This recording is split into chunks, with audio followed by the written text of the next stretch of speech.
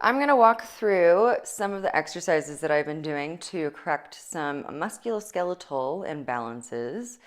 So I have scoliosis, which is a curve in the spine, and it has affected how my hips operate. And I have had medical attention for it over the years. However, there's supposedly no cure for scoliosis, and I do not feel that I had the proper treatment and guidance in terms of how to actually prevent long-term pain and prevent it from getting worse. So, with my personal training education and knowledge of the body and musculoskeletal system, so I, know enough about how bones adapt and they can change and adapt over time. They can adapt in the positive or the negative.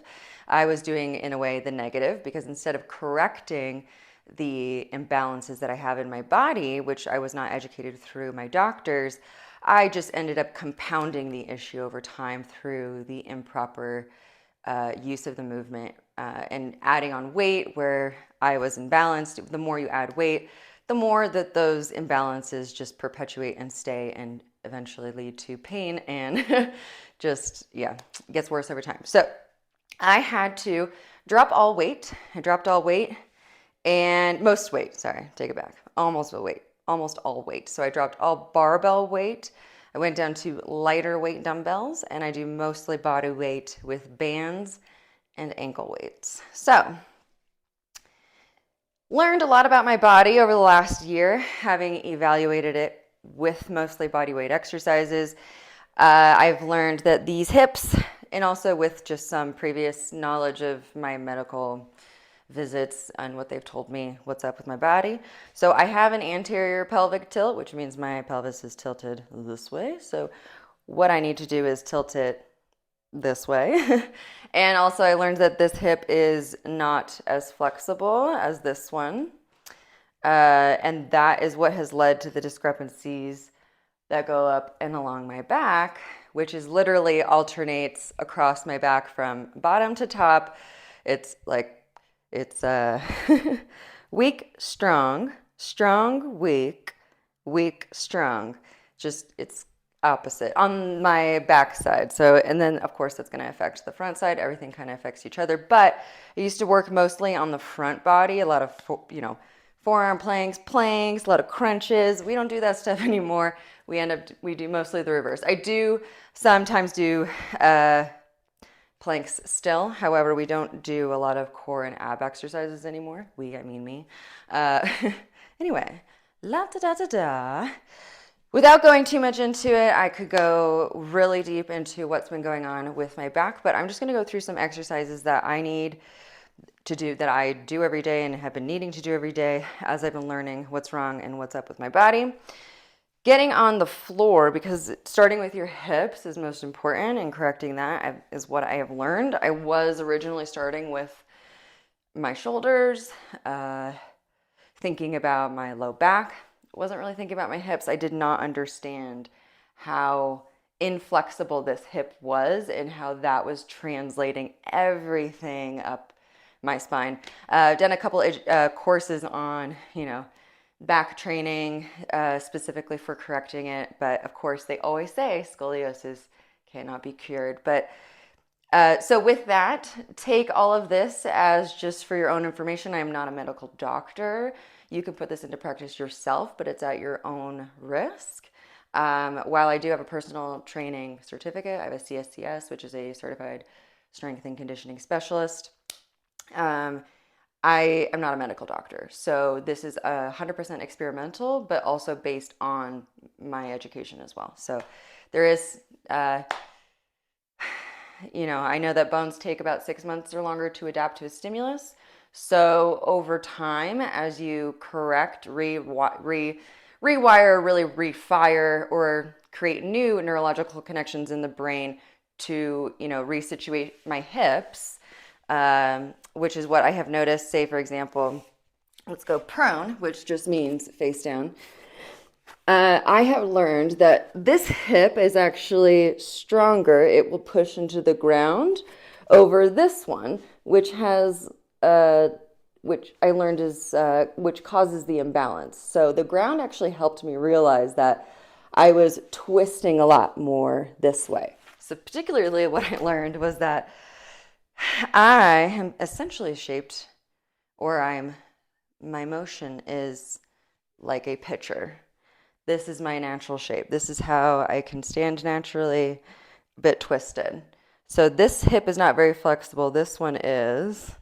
This one can go in, but not out as much. It's a bit harder for me to twist this way, and I can feel the inflexibility in my hip in the rotation through here. But essentially, I naturally go this way, but now I gotta try to go this way to overcorrect what my body's been doing for so long. Okay, so one of the primary exercises I do is prone on the floor. We do hip extensions and also hip abductions on the floor while making sure that both hips are pressed into the ground. I often overemphasize this hip, my left hip pressed into the ground, because this is the one that I need to develop my abs more on this side and then develop my lower back muscles more on my right side. So after all that, let's get into the exercises. So the first one, I like to start out with this, and this is kind of nice to do in the morning too, if you just want a nice little exercise you're laying down. It's an easy thing to do in the morning. Don't get on your phone, just kind of like roll out of bed and lay on the floor and do some of this instead. So another key factor is your neck. I've had to pay great attention to my neck. So this is a little exercise that I'm just going to do really quickly because it's helped me a lot. You can kind of do this anywhere. You can sit up or do this as like how I'm positioned now. So anyway, I imagine my chin kind of going out and down into a circle and tucking back. Your chin should be more pushed back and your neck muscles stacked in line with the rest of your spine. Overarching like this is not great. You can tuck your chin and pull your head in a bit more. That's all right. And that's also going to pull in your ribs a bit more, which actually is great because this is what's going to lead to what we need to do down here. So with the chin, I personally, because if I just tuck my neck in, sometimes my cervical spine, which is your neck, this is going to start pinching. And if I just pull my neck back, I still might be pinching something in the back of my neck. So I personally like to do in a little exaggerated over high, what do I want to call it? What do you call it? Just a little circle. You could do a nice little circle and tuck the chin in. Scoop. Oh, that's what it was. I want to scoop the neck. All right. Okay. So scoop the neck like you're scooping ice cream or whatever, and then tuck the chin back. Okay, so your neck is nice and long and in line. Nothing's pinching in your neck, all right? And from here, if your neck is in line, that does kind of naturally make me push my hips into the ground. So one thing that you want to make sure is that your back is actually quite loose. So when you push your hips into the ground, you're going to naturally posterior pelvic tilt. You should squeeze your glutes as you're pushing into the ground. And make sure each hip is pressed equally. So like I said, sometimes I overemphasize my left hip. I'll push that into the ground a bit more because this one, my right hip, naturally pushes in a lot stronger. So push into the ground with your hips. It's going to naturally squeeze your glutes. And then your low back should be pretty loose. And even your abs should be pretty loose. You don't need this to be tense, but you should have it be stable. So the most of the tension is going to be in your glutes and your hips. Let's do a couple exercises from here. So first one is just going to be a hip extension. So you can keep your legs long. You can flex your legs, flex your knees. I like to do flexed because I find that you end up using your glutes a bit more. It helps press your hips into the ground a bit more too. So pressing into the ground with your hips. Keep your back loose. This is not what's supporting you. Your low back isn't pinching. It should feel free. It should feel loose. You should feel very supported in your hips, and lift up one leg. And I like to do a hold and squeeze as hard as I can, and then lower back down. And press into the ground again with your hips. Keep that chin tucked, and lifting and squeezing through my glutes. That's what's lifting up. Your hamstrings are going to be firing a bit too, but it's mostly your glutes. Anyway, and then you can do the other side. So that's the hip extension. So the second one is just moving out using the same movement. It's a combination of hip extension, but also an abduction. So I like to extend the hip, squeeze the glute, move out and hover as long as I can. And then I might like to, and I go to end range, which means you're moving until your hip can't move anymore without, affecting any other part of your body. You're not over rotating anything. Everything up top is going to stay stable.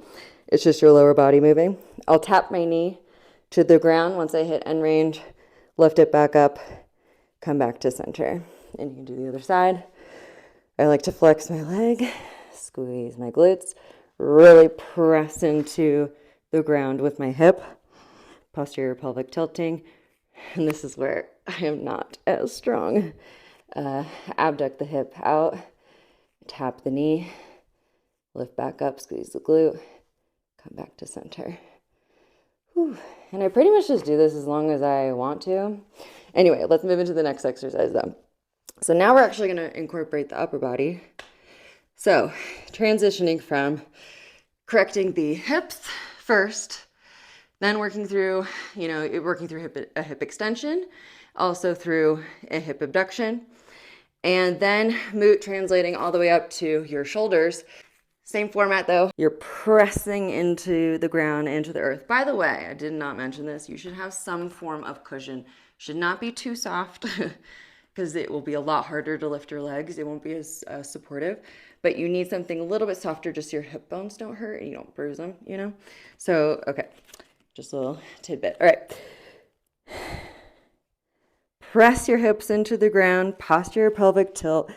You can pull up in your abs, making sure that you know you've got that position correct. All of the pressure is coming from your hips, but you're gonna lay back down. Remember, chin tucked in, scoop, chin tuck in.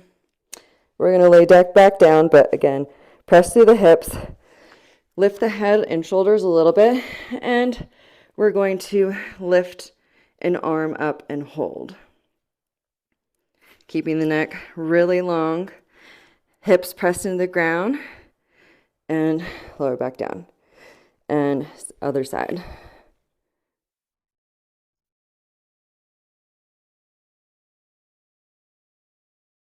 Now, there's a couple ways that I like to do this. You can also incorporate the lower body here, so you can do some alternating, Supermans.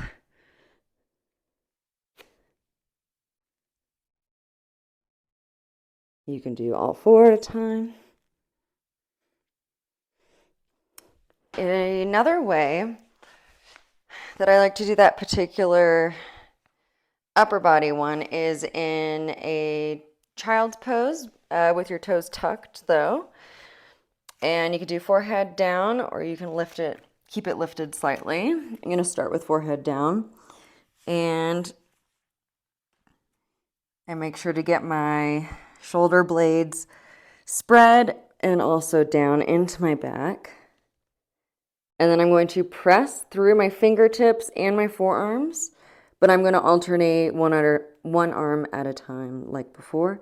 So pressing in, say, with my right arm, I'm going to then lift my left arm, and it creates such an intense stretch in my shoulders, not just the one that's lifted, but also the one that's on the floor. And then I will alternate.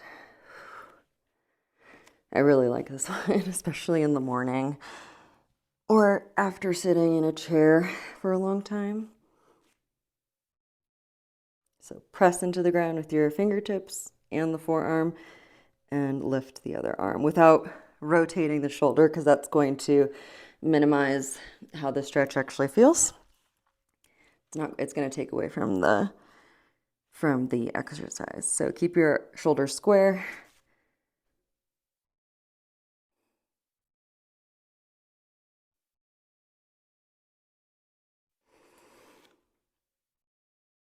And you're separating your arms apart, and both are, act like you're lifting a lot of weight. You're pressing into the ground as you're lifting up your shoulder, imagining pulling maybe a string from the ground that's really heavy. Maybe something that's, I don't know, whatever you want to imagine. I actually like warming up with those in the morning, and it just kind of sets your body up for the day. Oh, I have so many more exercises, but this video was so long that we will do a part 2. And I also have so many other practices for just day to day, throughout your day. If you're at work, chores at home, your regular self-care practices, how you can incorporate adjusting your body through all of those things. And for me, it was, I know that it probably sounds like a lot if I'm all day long practicing different, just throughout every aspect of life. It's more of a decision between, I can either feel the pain all day and just not put in these practices, or I can do the hard work, which is still painful, but at the end, it actually gives me a greater reward because I have relief and I'm not in pain going to bed and it's uncomfortable, or I'm not waking up and I'm going, oh, my shoulders hurt, but I just don't want to put in the work to do all this correction. It's worth it. So it's been helping me a lot. And when I continue to do it, it's always a continuous practice. It's not something that's going to be one and done like anything else. But yeah, so I have ambidextrous practices. I have different ways you can, which includes, different ways you can clean throughout the house, cooking, whatever. Anyway, I'll get all into it. Let's see. I have it all in here. I've been documenting all of this for such a long time because it's one of my biggest issues, and it's caused me a lot of delay in some areas of life because just the pain, chronic pain, really does affect a lot of areas of life. It affects how I work. It affects how I, if I socialize or what kind of activities I'll socialize. There's a lot of sitting involved. I just don't want to do it. Anyway, so yeah, I'll run through in another video other things that I do. I use the foam roller a lot. So I'll do foam roller exercises, ambidextrous practices, how I change directions, and then different things that I'll do during work that are really simple that you can add in. I think they're pretty simple. I knew that when I worked in an office, I knew that I didn't, even if my back hurt, I didn't necessarily want to start doing all these exercises at work. But anyway, so yeah, we'll go through some more specific structures, exercises, and different workouts, and how you can progress over time. All right. Yeah, so I'll see you guys in the next one.